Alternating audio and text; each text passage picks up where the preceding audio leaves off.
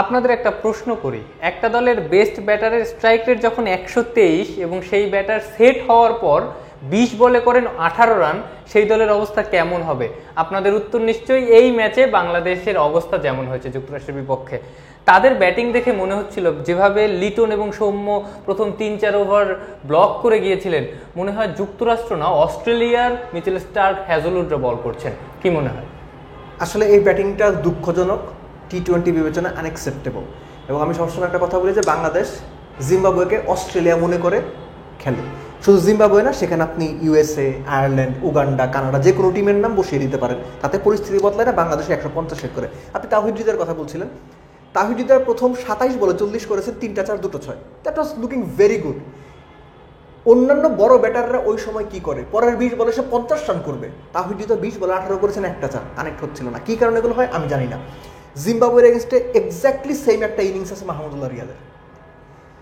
এখন কথা হচ্ছে যে আপনার টপ প্লেয়াররা প্রথমত রান করতে পারছে না, যারা উইকেটে গিয়ে রান করছে তারাও ওই ফিনিশিংটা দিতে পারছে না। এটা খুবই সারপ্রাইজিং একটা ব্যাপার। একই সঙ্গে আপনি চিন্তা করে দেখেন যে পাওয়ার প্লে বাংলাদেশ জিম্বাবুয়ের এগেনস্টে প্রথম ম্যাচে কত করেছিল? 31 এক উইকেটে, দ্বিতীয় টি-20তে 41 এক উইকেটে, তৃতীয় টি-20তে 42 2 উইকেটে, থার্ড ম্যাচে ঢাকায় এসে 57 তুলেছিল তারা। ওই ম্যাচ বাংলাদেশ 110 রান 1 রানে প্রথম উইকেট গিয়েছিল 11 ওভারে। ইভেনচুয়ালি বাংলাদেশ 150 করতে পারেনি ওই ম্যাচে। পরের ম্যাচে তো বাংলাদেশ হেরেই গেল। ওই ম্যাচেও পাওয়ার প্লেতে 3 উইকেটে 33 তুলেছিল। এই সংখ্যাগুলো আমি এই জন্য বললাম, যুক্তরাষ্ট্রের বিপক্ষে প্রথম টি-20তেও বাংলাদেশ পাওয়ার প্লেতে 37 রান তুলেছে। অর্থাৎ ঘটনাগুলো কিন্তু একই রকম। আপনি পাওয়ার প্লেতে 30 35 40 এর মধ্যে আটকে যাচ্ছেন, পাওয়ার প্লের পরে যে মিডল ওভার সেখানে 60 65 70 তুলছেন, শেষ 5 ওভারে গিয়ে 45 থেকে 50, অর্থাৎ 150 60। আপনার ক্যাপ্টেন 11 বলে 3 রান করেন, তিনি কোনোভাবে বল ব্যাটে কানেক্ট করতে পারছেন না। লিটন দাস 15 বলে 14 করলেন এবং একটা life pay. Soumya had a very good start, capitalise করতে পারেননি। Mahmudullah is the only player যে ভালো ইনিংস খেলেছেন, 22 বলে 31 করে গেছে। তার সঙ্গে তাওহিদ হৃদয় 47 বলে 67 68 রানের একটা পার্টনারশিপ। এই হচ্ছে বাংলাদেশ মানে ব্যাটিংয়ের সামারি। ম্যাচের পরিস্থিতি আপনি ভুলে যান, ম্যাচে কি হচ্ছে বা কি হবে বা কি হয়েছে এগুলো আলোচনার দরকার নেই। আপনার মূল কনসার্ন হচ্ছে ব্যাটিংয়ের জায়গাটা, এবং সেই কনসার্নের জায়গাটা জিম্বাবুয়ে সিরিজে যেমন ছিল, ইউএসের বিপক্ষে প্রথম ম্যাচেও একই রকম। এটা খুবই হতাশাজনক এবং আনএক্সেপ্টেবল। লিটন দাসকে নিয়ে সবাই আলোচনা করছে, আমরা আলোচনা করছি, প্রায় প্রতিদিন প্রেস কনফারেন্সে এসে কোচ ক্যাপ্টেন জবাব দিচ্ছেন।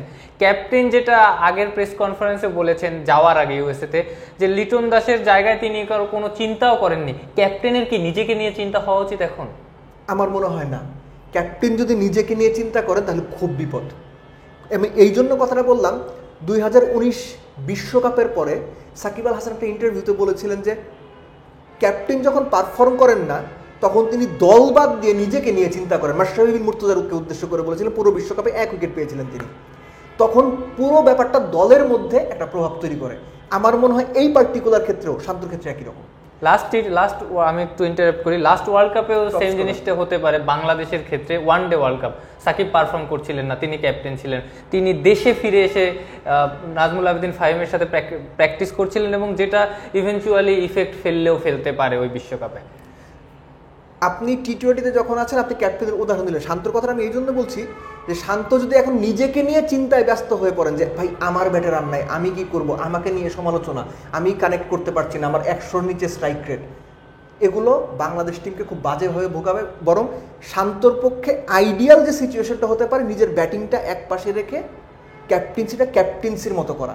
এবং হ্যাভিং সেড এটা খুব টাফ একটা জব, যে আপনি যখন পারফর্ম করবেন না, আন্ডার পারফর্মিং ক্যাপ্টেন সবসময় দল চালাতে গিয়ে কিছু ভুল সিদ্ধান্ত নেন, কিংবা মাঠের ক্রিকেটে তিনি অতটুকু আত্মবিশ্বাসী থাকতে পারেন না। বরং একজন পারফর্মিং ক্যাপ্টেন অনেক ক্ষেত্রে অনেক আগ্রাসী, অনেক আত্মবিশ্বাসী সিদ্ধান্ত নিতে পারেন। এই জন্য আমি বলছি, শান্ত যদি এখন নিজেকে নিয়ে বেশি ভাবতে শুরু করেন তাহলে এই বিশ্বকাপে বাংলাদেশের ভরাডুবি আটকানোর কোনো সুযোগ নেই।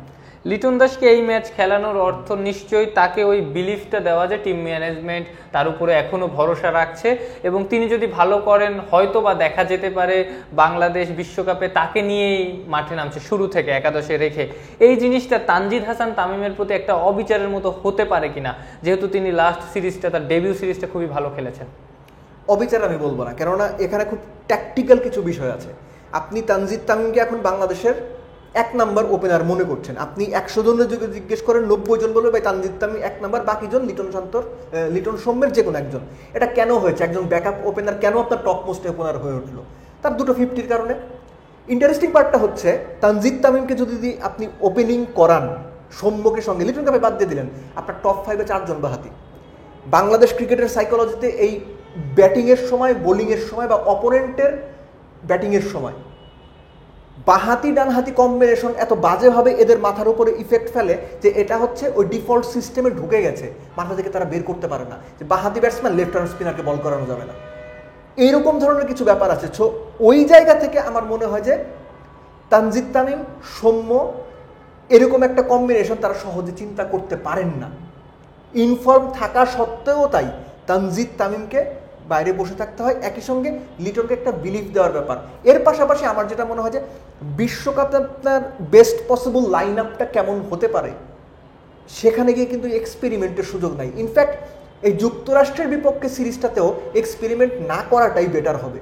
কেননা আপনি বিশ্বকাপে গিয়ে প্রথম ম্যাচ থেকে এক্স্যাক্ট আপনার যে লাইন আপ থাকার কথা, যে বেস্ট 11 থাকার কথা, আপনি সেভাবেই খেলবেন। আপনি খেয়াল করে দেখেন যে এই ম্যাচে বাংলাদেশ 2 জন মাত্র সিম বোলার নিয়ে খেলছে। আপনি যদি রিশাদের ব্যাটিংটা হিসেব করেন, বাংলাদেশের 9 ব্যাটসম্যান, বাংলাদেশ 9 ব্যাটার নিয়ে 150 করতে পারে, 9 ব্যাটার নিয়ে কোনো রকমের 150 পার করতে পারে। এটা কি ভালো ব্যাটিং? এই যে ভয় ডর মানে নিয়ে ক্রিকেট খেলা, বরাবরই বলা হয় ব্র্যান্ড অফ বাংলাদেশ ক্রিকেট, ভয় ডরহীন ক্রিকেট, কিন্তু উল্টো তো ঘটনা দেখি যে বাংলাদেশ ভয় পেয়ে ক্রিকেটটা খেলছে, বাংলাদেশ ভয় পেয়ে ব্যাটিং করছে। সো এই যদি মানে কাণ্ড কারখানা ঘটে, আপনি তানজিদ তামিমকে খেলান, আপনি ওপেনিংয়ে শান্তকে খেলান, লিটনকে খেলান, সৌম্যকে খেলান, যাকে খুশি তাকে খেলান, টপ 5-এ 5 জনই বা হাতি রাখেন, আপনি কিছু যায় আসে না। আসলে আত্মবিশ্বাসহীন একটা দল যখন মানে আন্ডার পারফর্ম করতে থাকে তখন যে পরিস্থিতি তৈরি হয়, বাংলাদেশের এক্স্যাক্টলি সেই পরিস্থিতির মধ্যে দিয়ে যাচ্ছে। পরিস্থিতির কথা বলছিলেন দেব চৌধুরী, এবং বাংলাদেশ যেখানেই যাক না কেন, যে দলের অ্যাগেনস্টই খেলুক না কেন, অস্ট্রেলিয়া হোক, জিম্বাবুয়ে হোক, ইউএসএ হোক, পরিস্থিতি একই।